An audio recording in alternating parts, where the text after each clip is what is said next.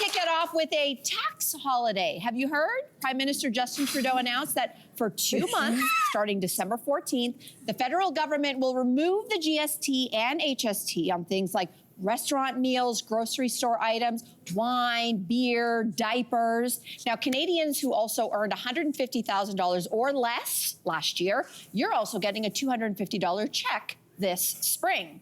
So the pros and the cons of a tax holiday. Do we like? Oh, interesting. I thought you guys would like the free money. Well, that was me last night. Like, I was thinking, I was kind of indifferent. I was like, this is a nice gesture. But then I watched the news where people smarter than myself, they do exist, start talking about it. And there were some political pundits that called it actually embarrassing to borrow $6 million to throw a party for 2 months. $6 billion dollars to throw a party for 2 months. And it feels like this really obvious way to attempt to sway people for the upcoming election. And this pundit urged Trudeau, quote, to go out with dignity and integrity so that the public can forget that they hate you. Wow, I was like, that hits home. But another pundit made an excellent point that, remember, Aaron O'Toole ran on this same idea back in 2021. He promised that he would implement this. And at that time, the Liberals called it gimmicky. So it is kind of interesting, isn't it, that it was perhaps gimmicky then, and it's still gimmicky now, you know? Yeah, I don't know. It's performative, but it works. I like free money. I don't care. $500, but I'll tell you why I think this works. You guys remember during the pandemic in the US, I'm talking about our friends down there who are going through all kinds of craziness now, but during those very lean time for a lot of people, and Congresswoman Maxine Waters came up with the idea to give people a stimulus check because everybody was hurting financially. Now, one former president, Trump, who's gonna be president again, of course, was against the idea, but Congress pushed through and they're like, okay, we're gonna pass this bill so everybody's gonna get the stimulus check. Before the stimulus check went out, Donald Trump decided to stamp his signature on the memo line, right? Do you guys remember that? Yeah. Yes. And then during this recent campaign and this recent election, what do you guys remember hearing people say about the economy?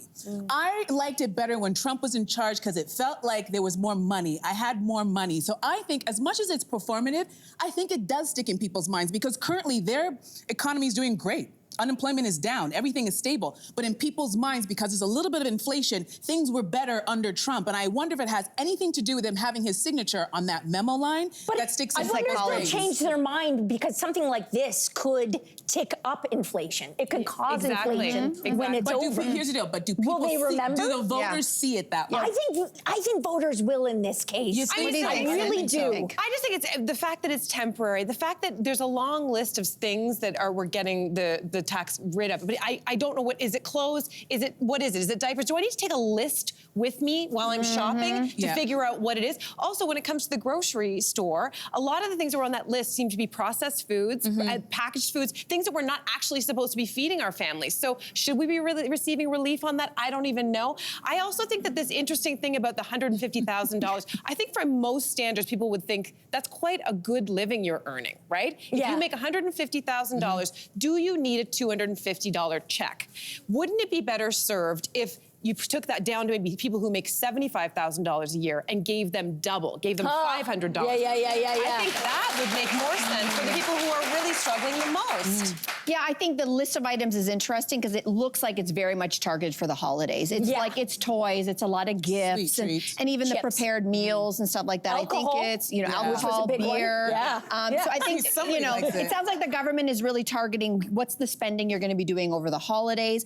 But everything, we all know this about politics. It's a little bit of governance, at least that we see, and it's a lot of theater. So what we are witnessing is wonderful political theater on both sides. And so you're right. Not only did Aaron O'Toole and the Conservatives float this idea 3 years ago, but the NDP had also, I mean, they're taking credit for this actually, because they said, we wanted this exemption and this is the Liberals doing our work. So you've got three major parties who've all said the same thing. And now the Conservatives are slamming this, of course, and now the Conservatives are slamming it as well. Yeah. But my heart goes out to retail workers trying to figure out what's exempt and what isn't. So good luck over the holidays, everyone. It's true. It's going to be fun time. Hey, you, come a bit closer. We've got so many more must-see interviews, spicy debates, lifestyle tips, and pop culture moments. So subscribe to our channel by tapping the logo below and don't miss out.